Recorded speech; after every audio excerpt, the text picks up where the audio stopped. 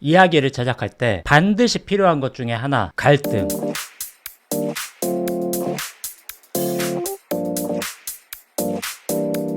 작품 제작 시에 활용 가능한 갈등의 종류에 대해서 다뤄보는 시간을 가져보도록 하겠습니다. 이번 영상은 책 딜레마 서전을 활용을 해서 진행을 할 것이고요. 예전에 브랜디드 영상도 한번 진행을 했었죠. 먼저 갈등의 구조 중에 가장 많이 활용되는 것, 캐릭터 대 캐릭터의 갈등. 거의 모든 이야기들에서 이 갈등의 유형을 사용을 하고 있습니다. 범죄와의 전쟁, 신세계, 시빌워 이런 것처럼 각자가 가진 목표가 있고 그 목표들은 서로가 상충되는 것이어서 이 갈등 속에서 이야기가 꽃피어가는 형태라고 볼 수 있겠죠. 그리고 또 캐릭터와 사회, 이 안에서 벌어지는 갈등의 유형도 있을 겁니다. 미생의 경우에는 주인공과 회사 생활이라고 하는 곳에서 갈등 상황이 벌어지죠. 송곳의 경우에는 인물과 사회 구조, 노동 환경, 노동 인권 이런 것이 갈등의 요소가 되어서 이야기를 이끌어갑니다. 피아니스트의 경우에는 피아니스트로 살고 싶어하는 프로타고니스트를 전쟁 상황이라고 하는 것이 계속 인물을 방해를 하면서 그 요인이 갈등이 되어서 이야기를 이끌어 나가는 구조고요.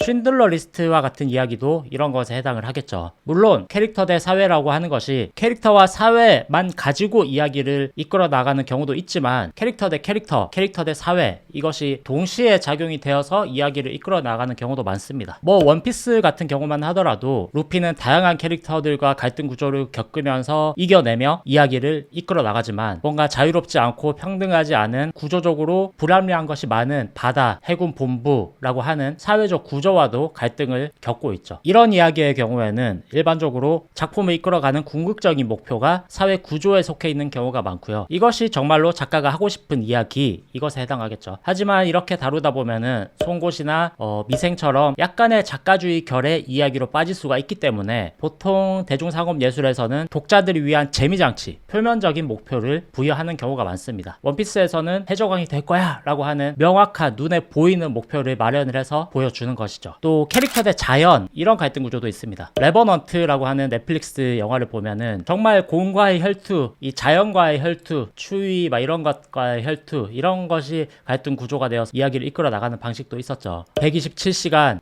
딥 임팩트, 투모로우, 캐스터웨이, 김시표류기 이런 것들도 다 여기에 해당할 겁니다. 물론 여기에서도 아까도 얘기했듯이 캐릭터 대 캐릭터를 하나의 장치로 독자들을 위한 재미 요소로 활용을 하는 경우도 있고요. 아니면 자연 자체만으로도 이야기를 이끌어 나가는 경우도 있습니다. 캐스트어웨이 같은 경우에는 자연과 인물의 갈등만을 다뤘지만 캐스트어웨이를 한국식으로 바꾸었던 김시표류기의 경우에서는 캐스트어웨이처럼 자연과 인간의 갈등 구조도 다르지만 그 안에서도 인간과 인간의 갈등 구조를 좀 더 직관적인 재미를 위해서 활용을 하기도 한단 말이죠. 하지만 큰 결에서는 자연과 인간의 갈등 구조라는 것. 다음은 캐릭터 대 테크놀로지, 이런 갈등 구조도 있겠죠. 제가 넷플릭스에서 가장 좋아했던 블랙미러 드라마 시리즈, 이것도 여기에 해당할 테고요. 매트릭스, 거의 모든 대부분의 SF들 이야기들이 여기에 해당을 할 겁니다. 허와 같은 이야기도 있을 테고요. 타임 리프물 이런 것도 여기에 해당할 겁니다. 그리고 캐릭터 대 초자아적 존재, 이 갈등 구조도 있습니다. 주로 호러물에서 많이 활용을 하고 있고요. 나이트메어, 지퍼스 크리퍼스, 외계인도 여기에 해당하는 것이기 때문에 에일리언이나 제가 가장 애정하는 만화 기생수 이런 만화도 여기에 해당할 겁니다. 베르세르크의 그리피스라는 존재는 처음에는 캐릭터 대 캐릭터였다가 초자연적 존재가 되어버린 그런 복합적인 인물로도 볼 수 있을 것 같습니다. 캐릭터 대 초자연적 존재 같은 경우에는 사실 1차원적인 이야기가 될 확률이 크거든요. 지구를 침공하는 외계인들 혹은 외계를 침공하는 지구인들, 아바타처럼 이런 이야기가 될 확률이 큰데, 제가 기생수를 좋아했던 이유는 이 초자연적 존재의 눈을 통해서 인간이라고 하는 종을 되게 객관적인 시선으로 관찰을 하는, 이 관찰하는 행위를 위해서 기생수라고 하는 외계인을 집어넣은 이런 발상 자체가 되게 좋았다고 생각을 하거든요. 거기에서 다양한 작가의 인문학적 소견도 들어가 있고 그러면서도 대중상업적인 재미의 결을 놓치지 않고, 그래서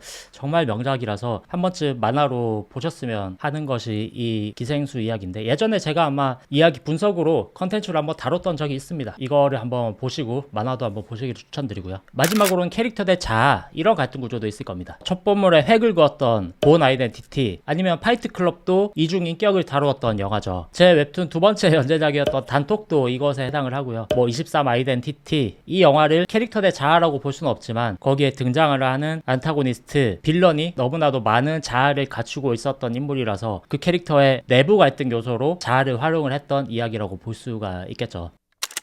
이야기를 이야기일 수 있게 만들어주는 갈등, 내 작품은 지금 어떤 갈등들을 안고 있는지 점검해보는 시간이 되었으면 하고요. 끝까지 봐주셔서 감사합니다. 항상 즐거운 창작 되시길 바라겠고요. 다음 영상에서 또 뵐 수 있었으면 좋겠습니다. 감사합니다.